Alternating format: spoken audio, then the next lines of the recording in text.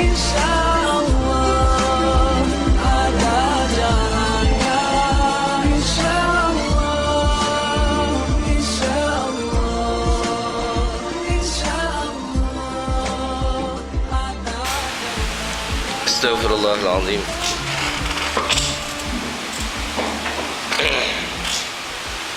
Astaghfirullahaladzim. Alladzi la ilaha illa huwal hayyul qayyum wa atubu ilaih. Bismillahirrahmanirrahim. Assalamualaikum warahmatullahi ta'ala wabarakatuh. Alhamdulillah, assalatu wassalamu ala rasulillah wa ala alihi wa man tabi'ahu wa nasarahu wa wala. Asyhadu an la ilaha illallah wahdahu la syarika lah wa asyhadu anna Muhammadan abduhu wa rasuluh. Allahumma salli wa sallim ala sayyidina wa maulana Muhammad wa ala alihi wa sahbihi ajma'in. Subhanaka la ilma lana illa ma 'allamtana innaka antal alimul hakim. Rabbi shrah li sadri wa yassir li amri wa hlul 'uqdatam min lisani yafqahu qawli. Allahumma iftah 'alaina hikmataka wansur 'alaina min hazaini rahmatika ya arhamar rahimin. Faqala Allah Ta'ala fil Qur'anil 'azim, a'udzu billahi minasyaitonir rajim. Ya ayyuhallazina amanu ista'inu bis sabri was salah innallaha ma'as sabirin. Shadaqallahul azim. Wa qala Rasulullah sallallahu alaihi wasallam, ta'alamu ma syi'tum fa wallahi la yuqbalu minkum hatta ta'malu. Shadaqa Rasulullah sallallahu alaihi wasallam. Amma ba'd. Hadirin hadirat muslimin muslimat yang dirahmati oleh Allah Subhanahu wa taala. Alhamdulillah, ya, bersyukur kepada Allah Subhanahu wa taala, ya, kerana masih lagi memberikan kesempatan dan peluang untuk dapat kita bersama-sama berkumpul, berhimpun dalam majlis ilmu. Ya, sebagaimana yang telah dinyatakan dahulu bahawa waman jalasa ma'al ulama, siapa yang suka duduk, yang suka bergaul dengan ulama, ya, duduk dengan paling ulama ini, dia kata zadahullahu ta'ala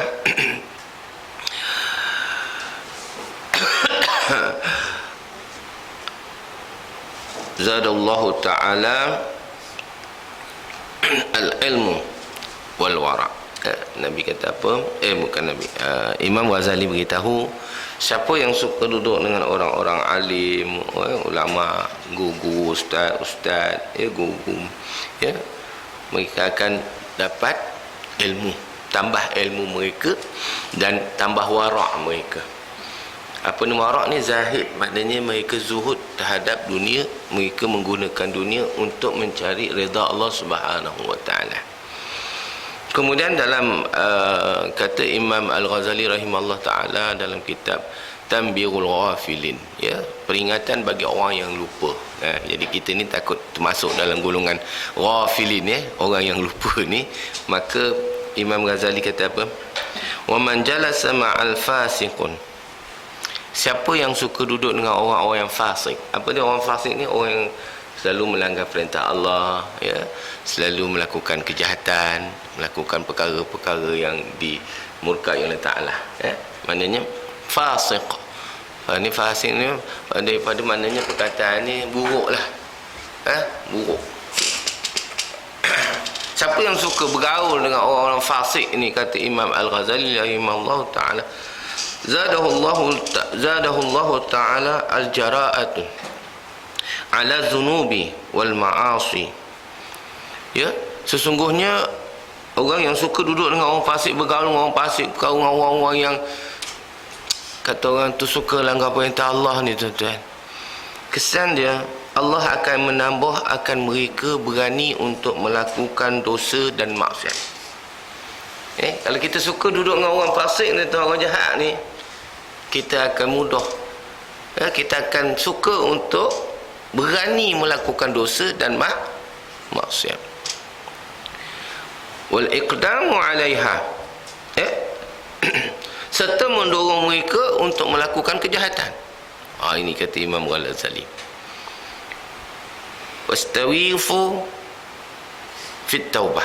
Dan mereka ini juga orang yang suka bergaul dengan orang-orang yang jahat ini, orang fasik ini, orang melanggar perintah Allah ni tuan-tuan.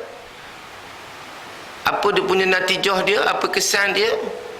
Kata Imam Al-Ghazali rahimahullah ta'ala, sesungguhnya mereka ini akan suka menunda-nunda akan taubat. Ini kesannya. Pertama, suka jaga orang fasik, mudah untuk melakukan dosa dan melakukan maksiat. Dan kesan yang ketiganya, kita akan melengah-lengahkan bertaubat kepada Allah SWT. Sebab apa? Kadang-kadang orang fasik ni tuan-tuan, bila kita nak baik je, kita nak insaf je, nanti dia poli kita. Apa lagi awal-awal lagi lek, bau apa nak pergi surau. Jom kita ni wrestling tak habis gini. Ini dia punya ayat-ayat lah, ayat bombastik ni. Ini dah hati-hati tuan-tuan. Jadi bukanlah tak boleh gaul, tak boleh kawan dengan orang fasik. Kalau boleh jangan duduk lama-lama dengan dia lah. Duduk sebagai kawan, lebih daripada itu tinggalkan. Sebab apa? Bahaya. Dia ada virus, dia boleh mempengaruhi kita untuk melakukan dosa. Pertama apa? Dosa apa? Dosa pertama, dosa lidah.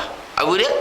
Dengan dosa telinga. Kita dengar cakap bohong dia, cakap tak senonoh dia, cakap perkara-perkara lara. Itu dosa pertama yang kita akan duduk campur dengan dia. Orang mana dia so mengaji je, amboi, belum Ramadan lagi dah mengaji.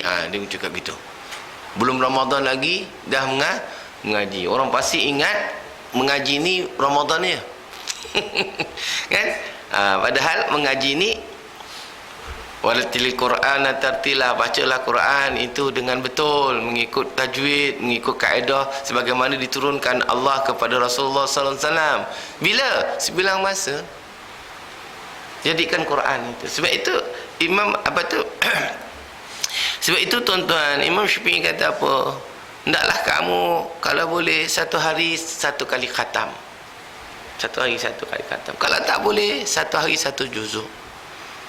Kalau tak mampu satu hari satu juzuk, ambillah satu hari satu muka. Kalau satu hari satu muka tak boleh juga, ambillah satu hari satu ayat ataupun satu surah. Ambillah satu surah dulu. Kalau tak boleh satu surah, ambillah satu ayat. Kalau satu ayat pun tak boleh, ambillah satu hari satu huruf. Bacalah Quran satu hari, paling kurang pun satu huruf. Kalau satu huruf kita tak boleh baca Quran, kamu kena mohon dengan Allah, ya Allah, apa dosaku hari ini sehingga aku tidak mampu untuk mengucapkan kalamu ya ini Al-Quran. Apa dosa kita? Kita kena mohon ampun pada Allah. Apa dosa kita hari ini menyebabkan kita tak boleh baca Quran. Tuan. Jadi jangan anggap baca Quran ni sebagai satu keperluan orang dah mati baru nak baca Quran, kan? Betul kan? Ya, bacalah Quran bila-bila. Dah mati baru nak baca tu, kita bacalah. Tapi yang sebelum mati ni bacalah. Jangan nanti dah mati baru orang tolong bacakan kita. Sedih lah, kan?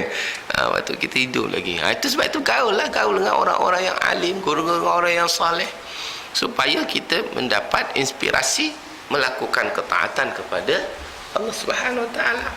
Ya, kalau kita sentiasa melakukan dosa, melakukan maksiat, maka untuk kita bertaubat jauh sekali. Wa iyazubillah min zalik. Kita takut, kita mohon berlindung daripada Allah supaya kita tak termasuk dalam golongan tersebut. Kawanlah, tapi jangan duduk lama. Kalau boleh duduk dalam majlis-majlis ilmu ini, biar lama sikit tak apalah, mengantuk pun tak apa je, penat pun baring je, duduk kat tiang-tiang tu sandar je, habis cerita. Penat kan? Kalau penat tak ada, ambil air minum, habis cerita. Tak marah lah. Ini bukan mengaji macam kat pondok-pondok dulu. Tertib kita. Ini ngaji informal, duduk ikut cara lah, freestyle. Duduk style mana pun. Nak baring pun tak apa. Kalau lalu nak baring, baringlah. Ustaz mengajar baring. Dia kata, orang pun tengok, Wah, hebat surau An-Nur ni. Sambil belajar, sambil baring. Oh, ya. Itu orang kata kurang ajar, saya benarkan. Saya benarkan. Orang lain kata kurang ajar pasal dia tak masuk kuliah kita. Saya benarkan. Daripada tak datang, baring kat rumah, apa dapat? Baring kat surau, tuan. Alhamdulillah. Kalau saya kuliah, baringlah, tak ada hal. Berdengkur pun tak apa. Saya tak marah. Pasal kita ni mengaji bukan untuk nak dapat nombor 1, nombor 2. Ya, memanglah adab belajar tu tak patutlah begitu. Dah habis dah sakit pinggang, silakan, tak ada masalah. Habis dah mengantuk, tidur. Kan? Ini jegir biji mata. Macam cerita belalang pula. Kan? Nuju 4 belalang. Belalang nak nunggu bapak dia. Ngantuk kan? Tak payah, tidur je. Itu gira-gira je lah tuan. Bukan poli. Jangan tuan rasa pula ambo ustaz poli ke dah. Daripada tak ada pergi mana kan jiran. Dengar duk kuliah. Sekurang-kurangnya dapatlah pengetahuan sikit. Sekurang-kurangnya kita dengar ayat Quran. Kita tak dapat baca pun kita dengar. Termasuk golongan orang yang baca. Kan? Wa iza quri'al Quran fastami'u la wa amsitu la'allakum turhamun. Allah Taala kata. Apa dia? Apabila dibacakan oleh kamu akan Quran, hendaklah kamu dengar dan diam. Moga-moga kamu mendapat turhamun, mendapat rahmat di sisi Allah. Maknanya orang yang mendengar dengan orang yang baca, pahalanya sama. Jadi tak boleh baca, dengar. Ustaz baca Quran, dengar je lah. Hari ni dapat dengar baca Quran. Dah lama daripada pagi tadi sampai ni, baru hari ni dengar Quran. Macam tuan? Betul ke tak? Baru hari ni baca Quran. Kalau tidak, tak termasuk satu hari satu malam tak dapat baca Quran. Kan rugi kita. Baca hadis. Hari ni kita akan baca kitab Riyadhus Salihin. Kitab hadis karangan Imam An-Nawawi rahimahullah ta'ala. Kita akan baca hadis dan kita kupas bagi faham sikit, InsyaAllah. Boleh tuan Letih ke? Kalau letih saya minum dulu. Bismillahirrahmanirrahim. Tuan kalau nak ambil air saya pun apa? Ada hal. Berkat ke tak berkat sama je ambil minum. InsyaAllah. Baik. Tuan-tuan hadirin hadirat muslimin muslimat yang dirahmati Allah Ta'ala. Okay, kita sambung lagi pengajian kita dalam bicarakan kitab Riyadhus Salihin karangan Imam An-Nawawi rahimallah ta'ala, jilid yang pertama, Babus Salis, bab yang ketiga, iaitu Babus Sabar. Ya, bab sabar. Sabar ni tuan-tuan, makna sabar ini iaitu dapat memelihara diri daripada sesuatu ketetapan yang telah diputuskan oleh akal, fikiran atau keputusan yang lain. Maknanya boleh bertenang, boleh mengawal diri. Tenanglah orang sabar ni tenang. Orang gelabah ni tak tenang. Orang gelabah dia kata al-ghafla minasyaitan. Orang yang gelabah ini tuan-tuan adalah golongan pekerjaan syaitan. Syaitan dia suka kita gelabah, kelang kabut. Ni macam mana ni? Ni gotong royong dah, kata pukul 9 tapi tak sampai-sampai lagi. Gelabah apa? Tak payah gelabah. Ada jalan, tak ada urah. Kan? Kita buat gotong royong, mana ni orang tak sampai-sampai ni? Duk risau. Kan? Risau. Ini makan banyak, apa susah? Bila orang tak ada, makan je lah. Lebih, bungkus, habis je. Itu namanya tenang, sabar. Kan Haji Macam mana ni? Macam ni hari ni, kuliah. Tadi jemaah boleh tahan sampai belakang. Bila kuliah, tak ada. Sabar je lah. Macam mana? Takkan nak ikat kaki dia? Kan Haji? Tak boleh. Lantak dia lah, ikut dia lah. Kan? Ada AJK pula, malu saya dengan ustaz. Tak payah malu Syekh, tak payah. Kalau kuliah saya tak kisah. Berapa je ada, udah. Yang nak dengar, itulah yang nak belajar. Kan? Ramai-ramai pun kan tentu nak belajar. Bising je, ngarut je. Kan? Tapi tuan-tuan tidak. Tuan-tuan alhamdulillah, senyap je, bagus. Tuan-tuan termasuk dalam kata Allah SWT, sami'na wa ata'na. Bukan sami'na wa asayna. Ya, mereka dengar apa yang Allah Ta'ala kata, apa yang Nabi kata, dan mereka taat, mereka patuh, mereka laksana. Ya, jangan jadi sebagaimana Bani Israel wa sami'na wa asaina. Kami dengar, tapi kami tak nak ikut. Kami tak nak ikut. Itu yang berat. Baik. Tuan-tuan hadirin hadirat muslimin muslimat yang dirahmati oleh Ta'ala, alhamdulillah. Pada yang lepas, minggu yang lepas kita bicarakan tentang sebuah hadis kursi.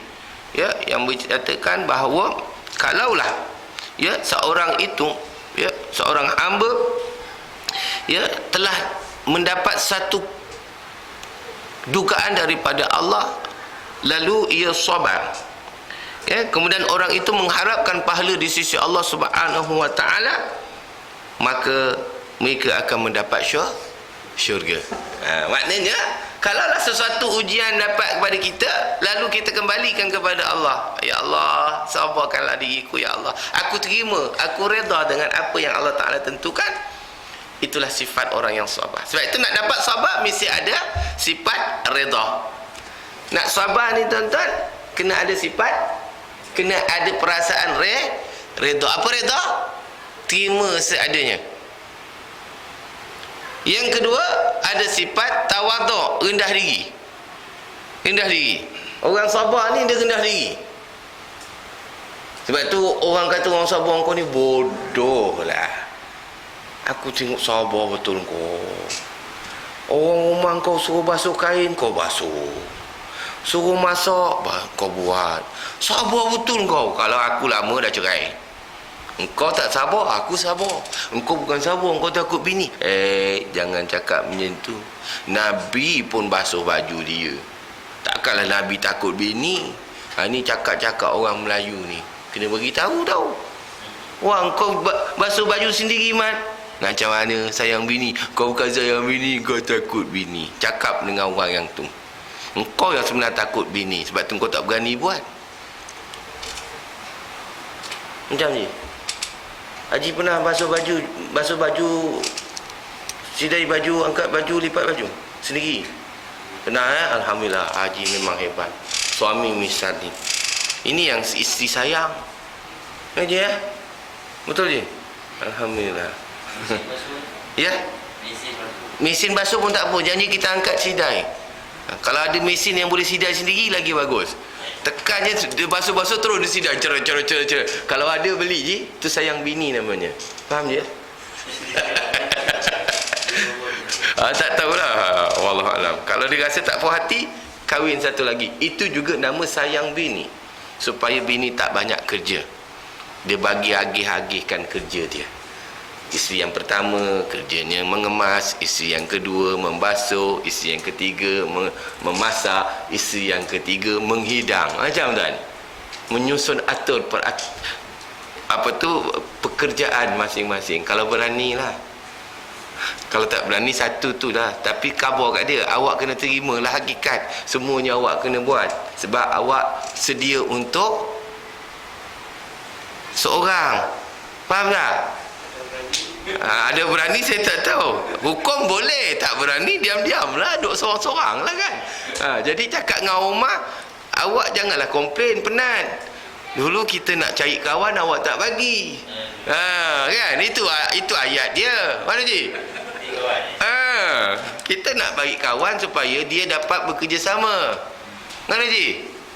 Tak bagus ke? Mak Haji ada sebelah? Tak ada.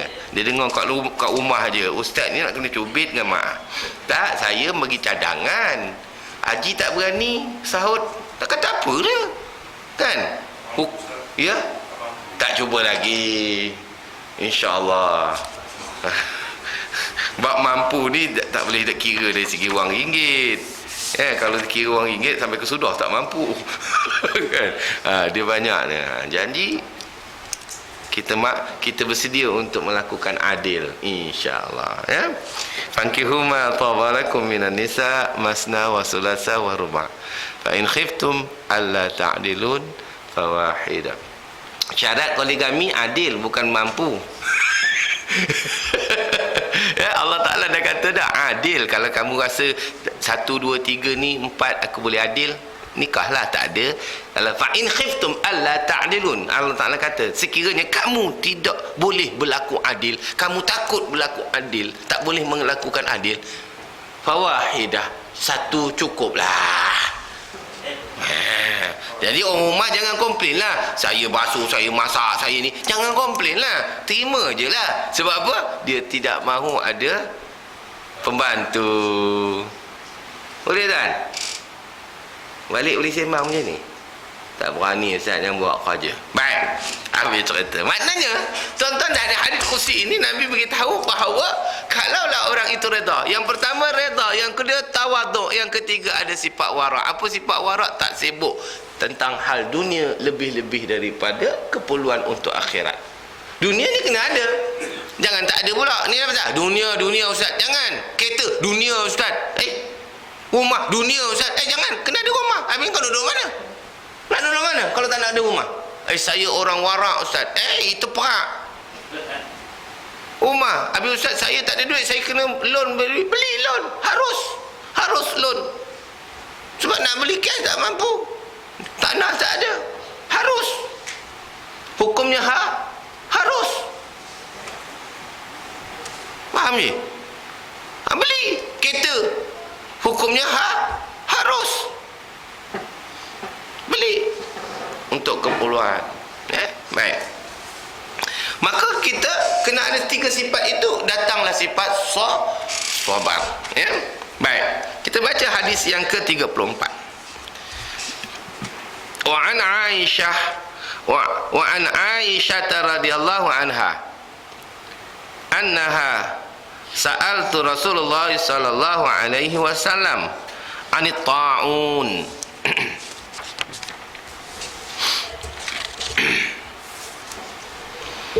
فأخبرها أنه كان عذابا يبعثه الله تعالى على من يشاء فجعله الله تعالى رحمة للمؤمنين فليس من عبد يقع في الطاعون فيمكث في البلد صابرا محتسبا يعلم أنه لا يصيبه إلا ما كتب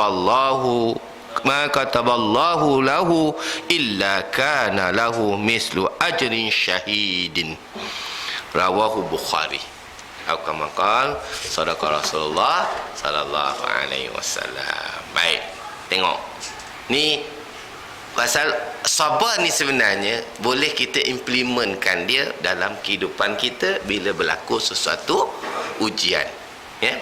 Baik. Daripada Aisyah. Orang Melayu panggil Aisyah je. Sebenarnya Aisyah. Aisyah. Tak kisahlah nama tu, tak kisahlah. Aisyah maknanya Aisyah binti Abu Bakar, isteri kepada Rasulullah sallallahu alaihi wasallam. Aisyah ni orang bilion. Khadijah ni orang yang bagus dari segi pengurusan.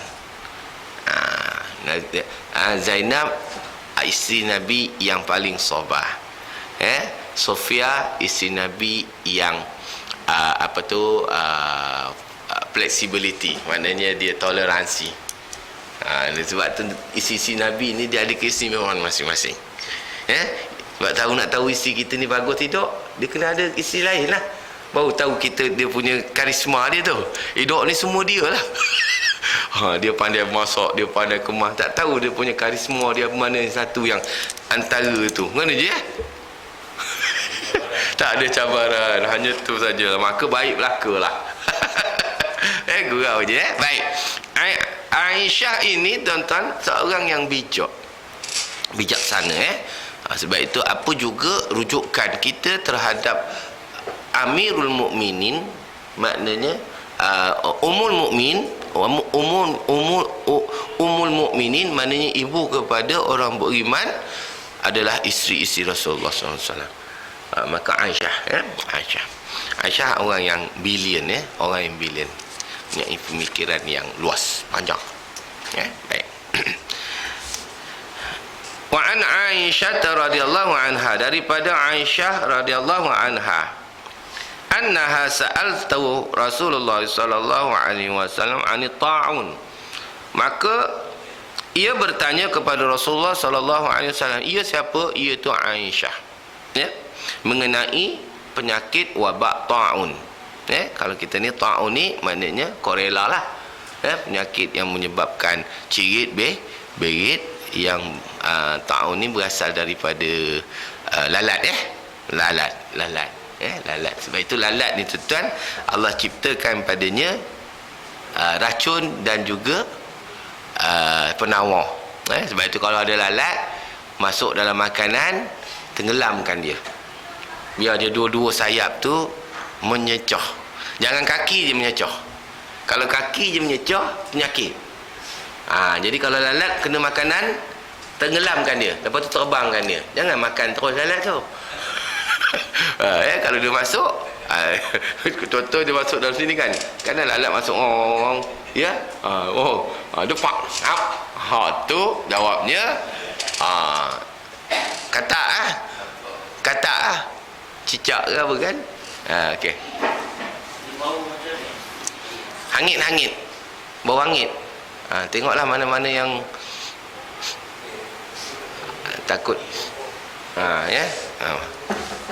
Takut ada yang shooting ke apa ni. Wallahu alam. Bau hangit. Takut ada pintas ke apa benda kan. Baik. Okey tak apa tuan. Yang hangit aircon, orangnya yang hangit sambung balik. Maka Aisyah radhiyallahu anha bertanya kepada Rasulullah, wahai Rasulullah, bagaimana pandangan kamu tentang ta'un? Penyakit wabak ta'un. Sebab dari dulu ta'un ini dah ada. Zaman Nabi Musa pun dah ta'un ada. Sebab tu dia kata penyakit hawa ni maknanya sakit yang berjangkit banyak ta'un. Kita ni ta'un ni selalunya kalau musim-musim banjir ataupun kawasan kipas kot. Tutuplah kipas tu. Dah ada aircon tak payah kipas lah. Macam sengit jatuh tu Okey tak apa. Biar technician buat. Baik. Tolong tutup kipas tu, mana switch dia ni.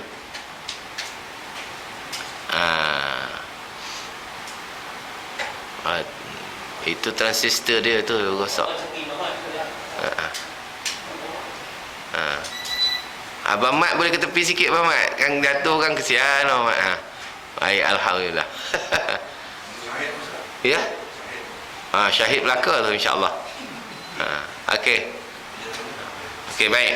Okay, kita balik pada kitab kita Baik. Aisyah radhiyallahu anha bertanya pada Rasulullah, wahai Rasulullah, bagaimana keadaan mengenai wabak ta'un? Wabak penyakit yang agak bahaya. Kalau dulu kolera lah, maknanya yang menyebabkan penyakit itu daripada lalat. Jadi kalau ada lalat, dia tengok lalat ni, kalau lalat daripada tempat-tempat busuk ni, dia adalah yang membawa penyakit. Tapi ada juga lalat dia musim kering tau. Lalat dia musim kering, tapi dia bukan daripada sampah. Dia memang habit dia bila musim kering dia membiak. Hak tu tak termasuk daripada kategori penyakit. Kena faham ni Jangan kita kata asal lalat je Baik. Maka Aisyah radhiyallahu anha bertanya kepada Rasulullah sallallahu alaihi wasallam mengenai dengan wabak ta'un. Maka Rasulullah sallallahu alaihi wasallam mengatakan fa akhbaraha. Lalu Rasulullah sallallahu alaihi wasallam menerangkan bahawa wabak ta'un itu adalah satu azab. Adalah satu bala. Maknanya tuan-tuan, kalaulah satu negeri, satu daerah, satu kawasan, satu penempatan dijangkiti oleh Allah akan wabak ta'un, sebenarnya ia adalah berbentuk bala. Ini hadis Nabi, ini Nabi kata. Tapi orang kita susah nak sebut bala tau. Alah, itu pencemaran. Alah, itu lalat banyak tu. Alah, ini orang buang sampah tak tutup. Sebab orang kita ni susah susah sangat nak sebut bala. Susah sangat. Dia akan cari alasan. Alah, itu fenomena alam. Alah, itu struktur tanah. Dia nak cari kalih je, supaya dia nak larikan daripada tentang amaran Allah. Bila kita sebut bala kan cepat-cepat kita insaf. Bila kita sebut cakap ala bencana alam, ala fenomena alam, itu menyebabkan seolah-olah kita masih lagi mencari ruang ada alternatif ataupun kaedah yang benarnya boleh selamat lagi. Sebenarnya boleh selamat. Memanglah satu fikiran positif, tetapi Nabi pesan sesuatu keadaan yang Allah Ta'ala tunjuk, macam contoh banjir, itu adalah bala. Walaupun Kelantan contohkan tiap-tiap tahun dia banjir, balik ke Ustaz, memang bala. Saliran Ustaz? Ya, dengan sebab saliran itu menyebabkan banjir. Melaka ni yang tak ada saliran elok pun banjir juga. Itu dekat Durian Tunggal banjir. Dulu Melaka tak banjir tau, susah nak banjir kata. Ni apa di belakang kita ni? Apa tuan? Dekat benteng ni kan? Sini ni kita punya ni. Dekat sini Kampung Datuk tu kan, banjir. Sedangkan tadi air besar.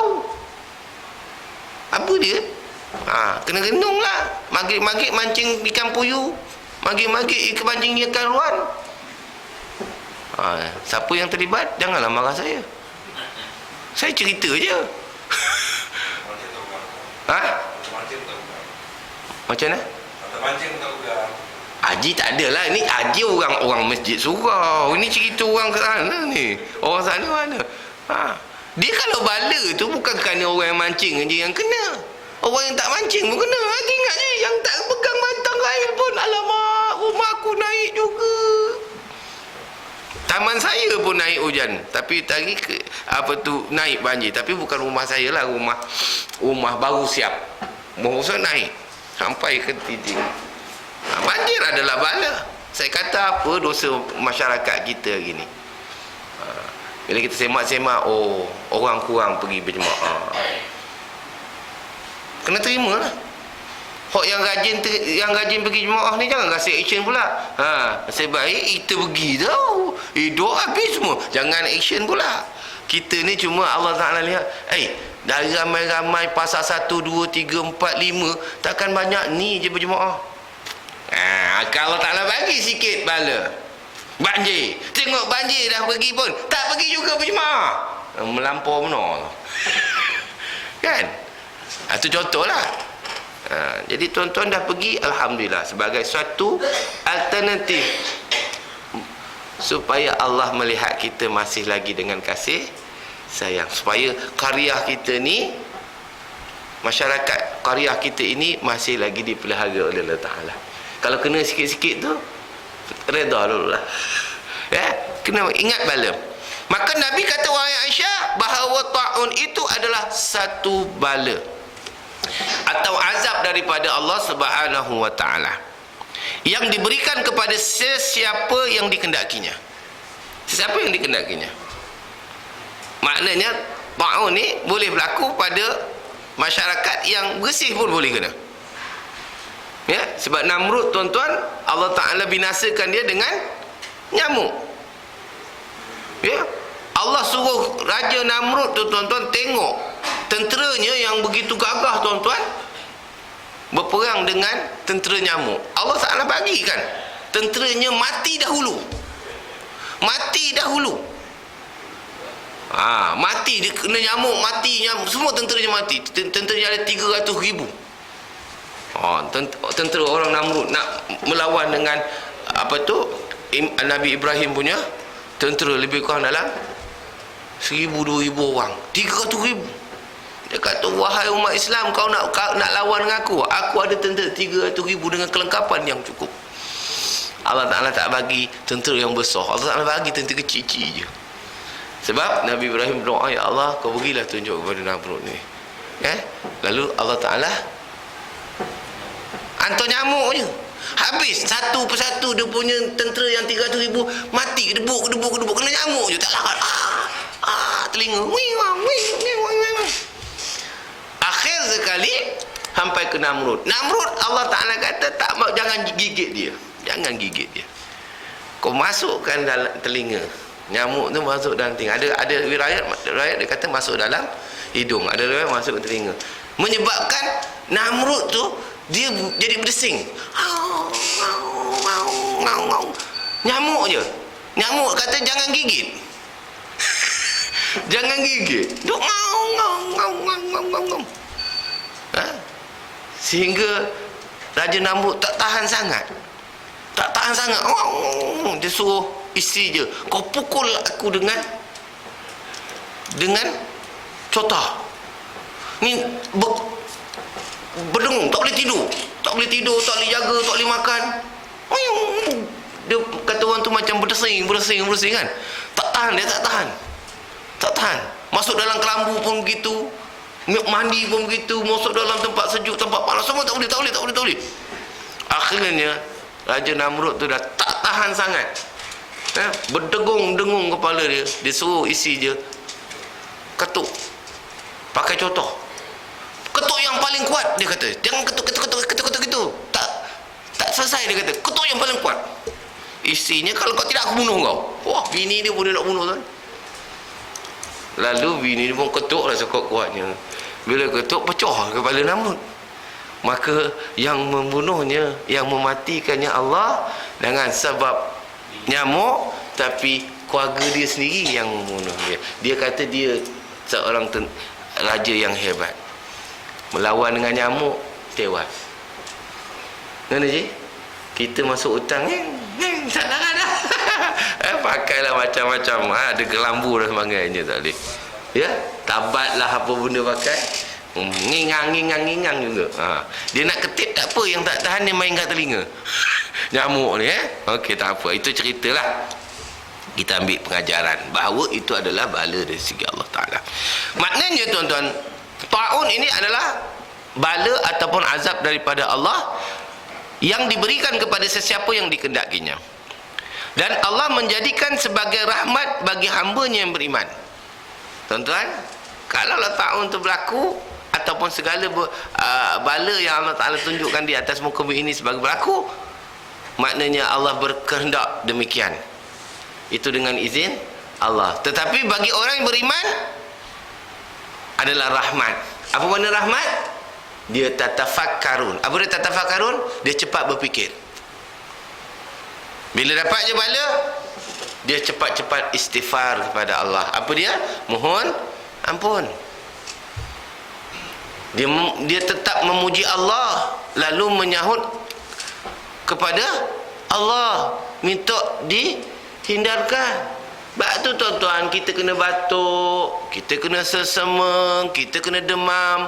Sebab Allah sayang kita, supaya Allah nak dengar mulut kita ini menyebut nama Allah.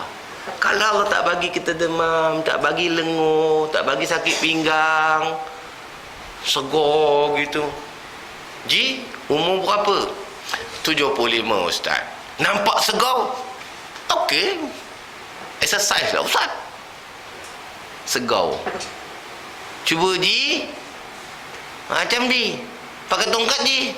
Alah Ustaz, lutut dia sakit lah Ustaz. Dia adalah sikit slow sikit. Lutut sudah sakit lah Ustaz. Itari segar. Itari segar ni sakit lah lutut. Sudah kebas-kebas lah Ustaz. Alah umur dah 75 Ustaz. Nampak tak? Nampak tak? Dia ada sedau sikit, maka dia reduce sedikit sifat-sifat sombong dia itu. Kena je ini bersila dah kebas kaki, berdiri je kejap lagi tombang. Itu semua nikmat bagi orang yang beriman, rahmat. Bagi orang yang tak berfikir, orang yang tak beriman, mereka kata menyusahkan. Baik. Seseorang mukmin yang berada di daerah yang ditimpa wabak ta'un, jika ia ikhlas dan sabar menghadapi bala itu, serta mengetahui yang ia tidak akan terkena kecuali menurut apa yang telah ditentukan Allah Subhanahu Wa Taala, maka baginya pahala seperti pahala orang yang mati syahid. Apa maknanya tuan-tuan?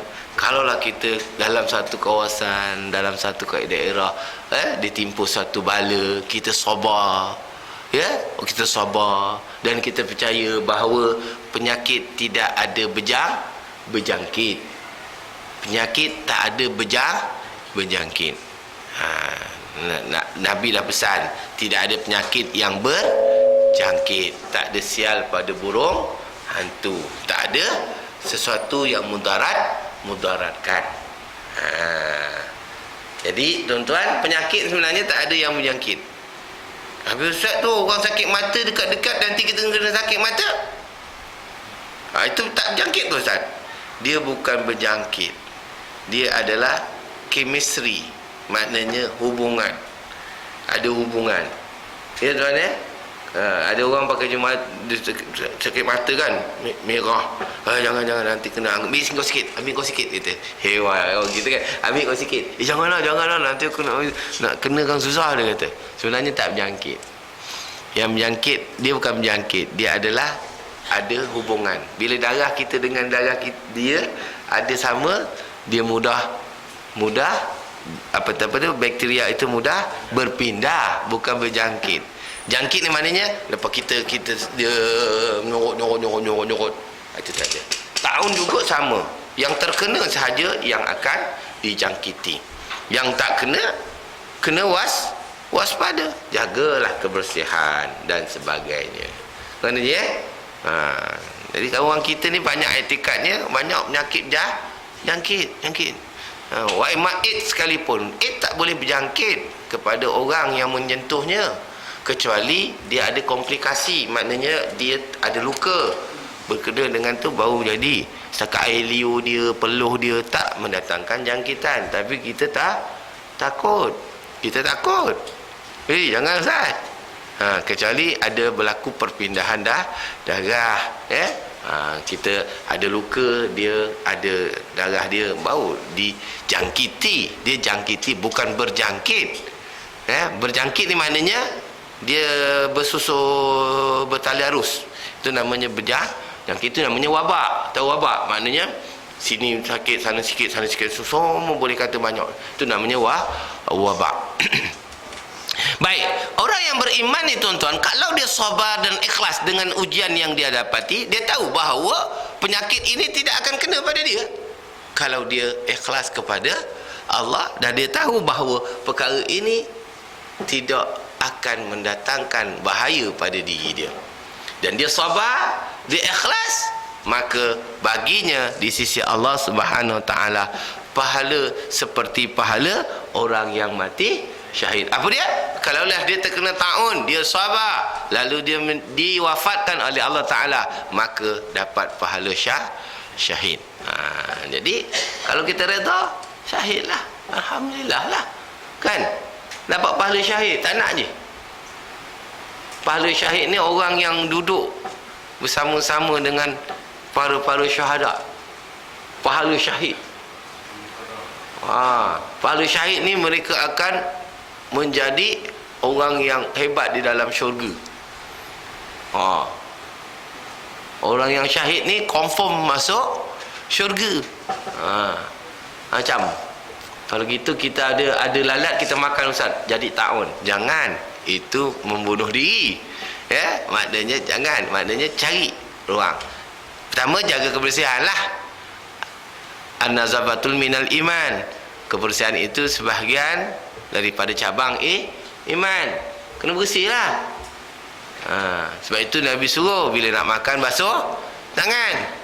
Ini tangan sapu je, berpegang apa, tak tahu kan. Berkorek lombong, makan. Kan je, sedap. Apa pasal masin lebih? Ni tukang masak masin. Tak ada, tukang masak dah sedap. Kita yang gaul sana, gaul sini, tak basuh tangan, selepas aja, kan. Jangan jadi cerita Piramli. Apa pasal? Cuci tangan, basuh tangan, dia kata. Itu Piramli malas tu, pasal dapat lauk Apollo, kan. Lauk Apollo, lauk ikan Apollo. Makanya hakikat bala atau wabak yang diturunkan oleh Allah Subhanahu Wa Taala itu mempunyai hukum hikmah bagi orang yang beriman iaitu orang yang bersifat ikhlas dan sabar. Maknanya kalau bala ada dalam satu kawasan kita, dalam karya kita itu, ada kita dengar orang tu sakit denggi, malaria dan sebagainya, kita mohonlah berlindung daripada Allah, ikhlas, sabar, maka dapatlah pahala syahid. Orang mukmin yang tinggal di kawasan wabak taun tidak sepatutnya keluar dari kawasan itu, sebaliknya, ya. Dan orang luar dilarang masuk ke dalam kawasan tersebut. Maknanya kalau kita dah terkena dalam masyarakat kita, tak perlu kita keluar. Cuma kita beritahu pada orang luar, tak payah masuk. Kita terima seadanya, sabar. Ya, sabar. Apa hakikatnya? Banyakkan minum air yang dimasak. Air yang dimasak. Kalau ada mineral tu macam zam-zam, air zam-zam ataupun air mineral, lebih baik untuk mencegah daripada terkena wabak taun. Dan yang paling mustahak, beristighfar, mohon ampun kepada Allah. Mohon ampun pada Allah. Itu yang nak diletakkan. Sebab Nabi pesan, hendaklah kamu mohon ampun kepada Allah sekiranya terkena sesuatu penyakit. Seseorang mukmin yang bersifat ikhlas dan sabar, yang tahu menghadapi bala dan yakin bahawa sesuatu itu telah ditentukan oleh Allah Subhanahu Wa Taala, ia akan menerima ganjaran yang amat besar, iaitu pahala di sisi Allah Subhanahu Wa Taala. Jadi tuan-tuan, kalau kita ni banyak sabar, ikhlas, kita tahu bahawa ini adalah ketentuan Allah, redha, maka kita mendapat pahala. Pahala sebab apa Allah Taala bagi pahala? Sebab sabar. Sebab sabar. Kalau kita tak sabar, kita marah orang, kita buat suatu tindakan menyebabkan lagi keruh keadaan, itu namanya tidak sabar. Bila tak sabar, tuan-tuan, Allah akan tambah lagi bala itu kerana ada manusia yang tidak kembali kepada Allah. Raja'na ilallah, kami kembali kepada Allah. Tubna ilallah, kami bertobat kepadamu ya Allah. Wa raja'na ilallah, kami kembali kepadamu atas taat. Wa nadimna ala ma fa'alna, kami menyesal di atas segala amalan-amalan dosa yang kami lakukan. Wa nadimna ala ma fa'alna, apa yang kami lakukan, perkara-perkara yang mengundang dosa, kami menyesal. Jadi menyesal kami ni sebab apa? Pertama, sebab apa wabak ni jadi? Pertama, mungkin masyarakat itu kurang menjaga kebersihan. Longkang-longkang sumbat, tong-tong sampah tidak terikat, tidak tertutup. Sebab itu kena jaga. Bukan nak belajar kesihatan, tetapi kesihatan juga salah satu daripada cabang iman. Maka jaga kebersihan, kena jaga. Sebab itu Nabi suruh makan, tangan dibasuh, makanan ditutup, bila kita nak tidur, tutup segala bekas-bekas yang menyimpan air, sama ada tempayan ke, cerit ke, berdi ke. Kalau tak ada, curahkan dia. Kalau tak perlu, curahkan dia. Cawan-cawan macam ni, kan? Walaupun dia sementara, tapi Nabi ajar tutup. Sebab itu orang Cina, tuan-tuan, dia lebih mempraktikkan sunnah Nabi. Tuan-tuan, orang Cina, dia kalau minum, dia ada tudung. Dia kalau ada gelas, tuan, dia ada tudung. Betul kan? Kita kata cawan Cina, tapi sebenarnya dia ikut sunnah. Cawan kita tu kalau boleh ada tudung. Orang kita Melayu tak ada tudung. Dia tudungnya cerit dia je dengan teko. Cawan dia terdedah gitu. Kita pun silalah minum, sila minum. Terdedah sembang kokek. Baik. Nampak tak? Kalau orang Melayu buat tudung, jamu orang, dia kata macam tak sudi. Itu adab orang Melayu. Tuan datang rumah saya bagi cawan yang ada tudung. Tuan tak ada berapa minum tu. Rasa kecil hati rasa. Sebab apa? Ustaz kau ajar macam tak ada bagi orang minum, dia kata. Tapi sebenarnya itulah yang sebenarnya adab Nabi SAW. Kita ni dah terbalik. Sebab dia jaga status. Orang barat dah ajar kita, kita pegang. Nabi dah ajar 1400 tahun. Orang barat baru ajar 600 tahun. Tapi hak pegang hak 600 tahun. Yang 1400 tahun tak nak pegang. Itu kadang-kadang pening kita. Yang orang putih ajar ya sangat kita nak pegang. Yang Nabi ajar tak berapa kita nak pegang. Itulah hikmah dia, kebersihan, ya.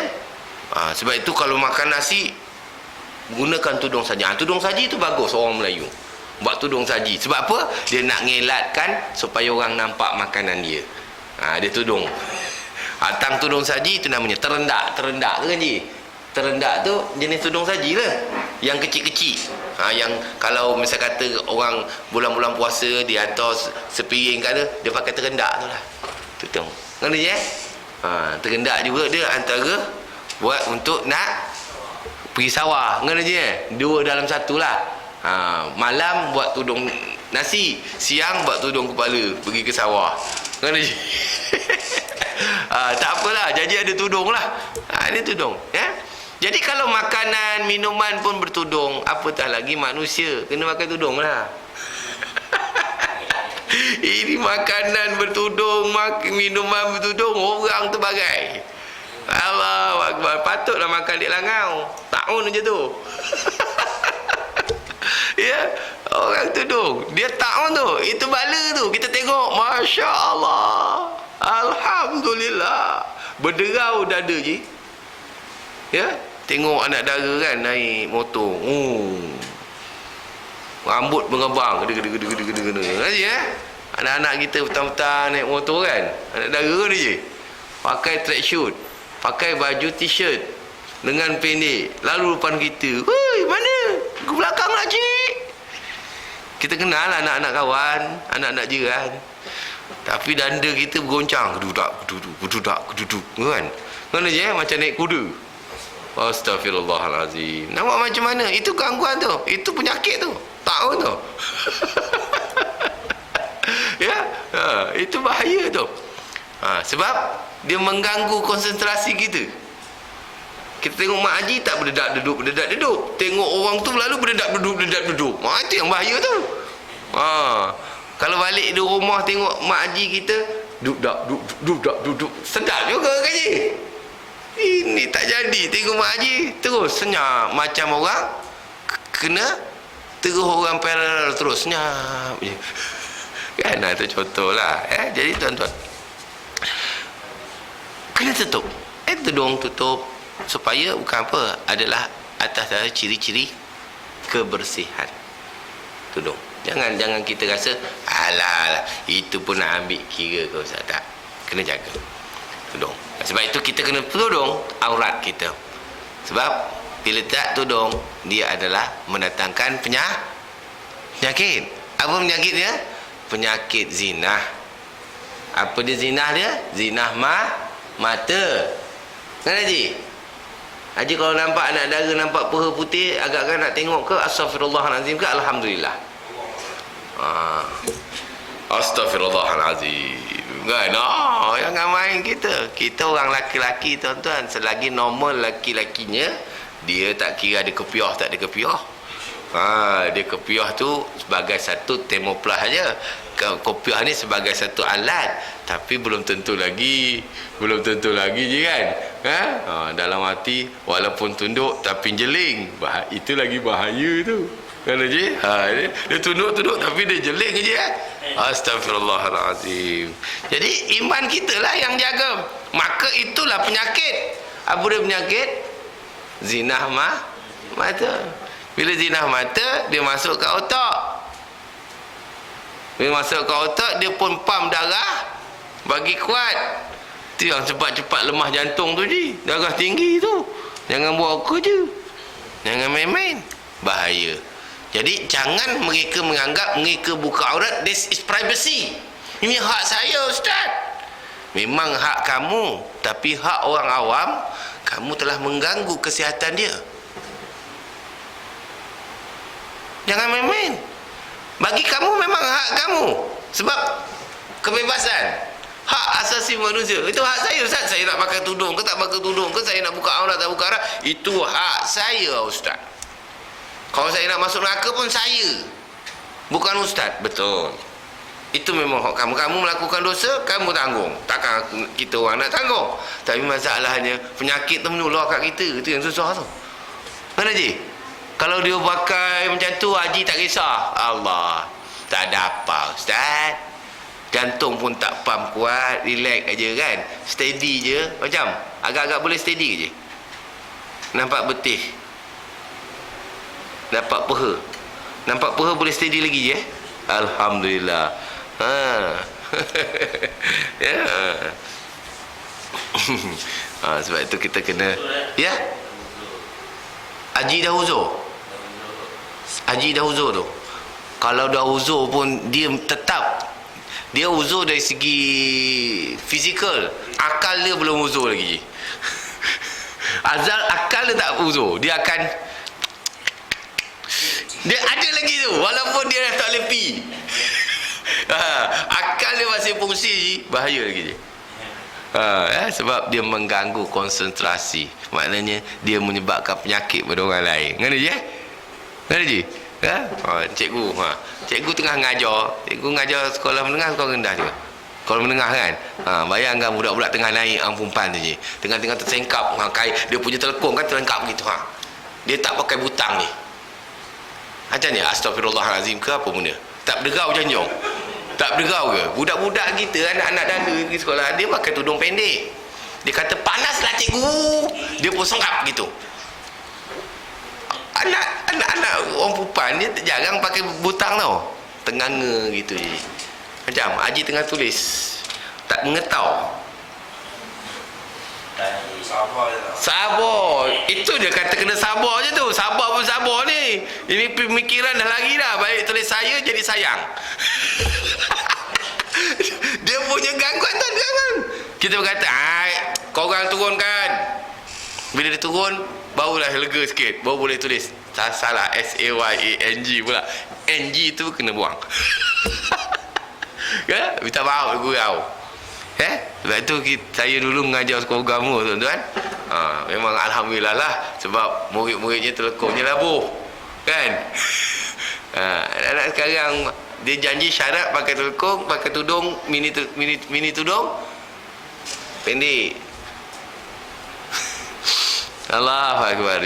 Sabar punya. Ini dia. Itu gangguan sebenarnya. Sebab itu bala. Bila berlaku sesuatu fasad, sesuatu kemungkaran, kita tidak tegak, kita diamkan, maka itu ada bala. Maka kita kena cegah. Ya, man ra'a min munkaran, ya, falyughayyiru bi yadihi, fa in lam yastati fa bil lisani, fa in lam yastati fa bi qalbi, wa zalika adhaful iman. Ya, apabila kita melihat man ra'a min munkaran, siapa yang melihat satu kemungkaran, hendaklah kamu tegah dengan kuasa yang ada pada kamu, biyadihi. Ya, bila ditafsirkan yadihi itu maknanya dengan tangan, dengan kuasa, dengan apa cara yang berautoriti.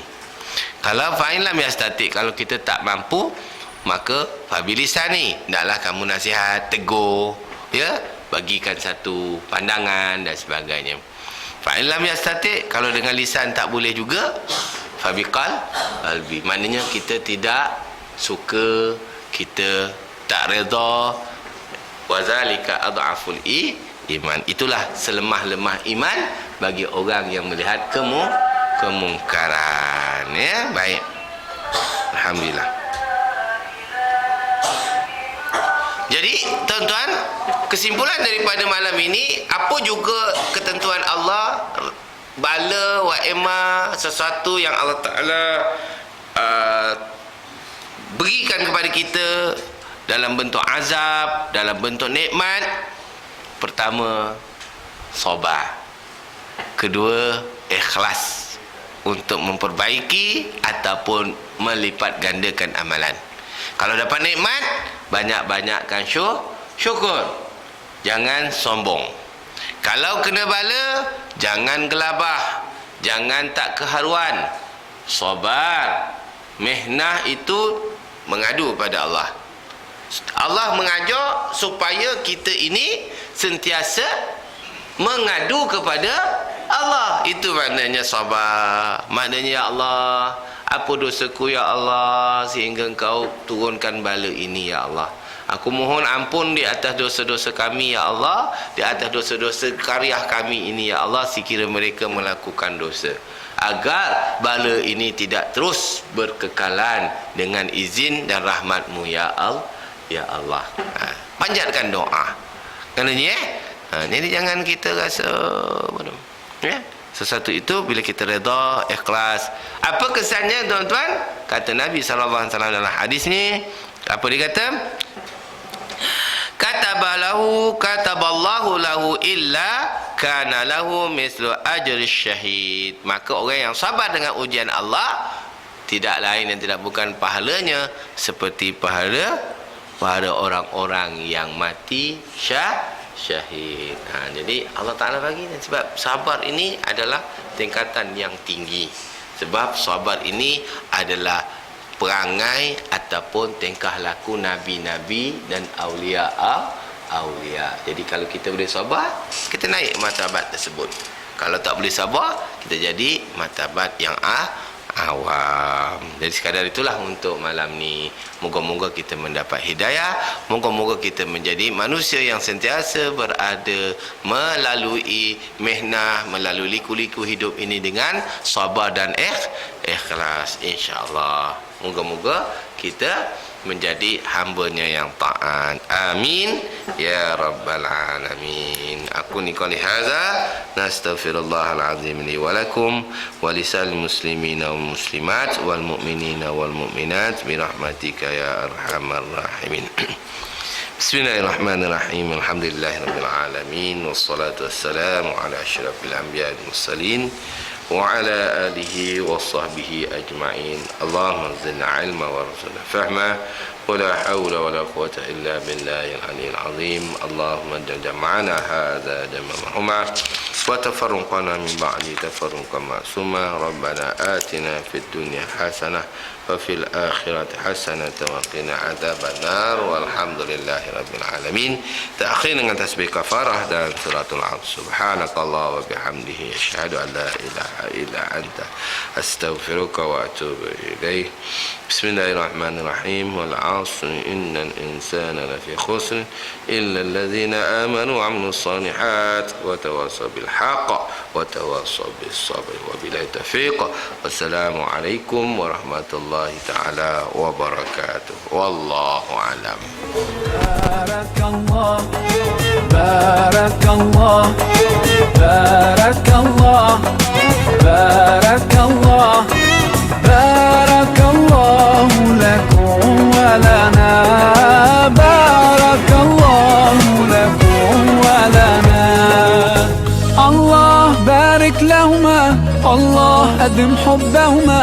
الله صل وسلم على رسول الله. الله تب علينا، الله ارضى عنا، الله اهد خطانا على سنة نبينا. Let's raise our hands and make dua like the Prophet taught us, and with one voice let's all say, say, say, Barakallahu lakuma wa baraka alaykuma wa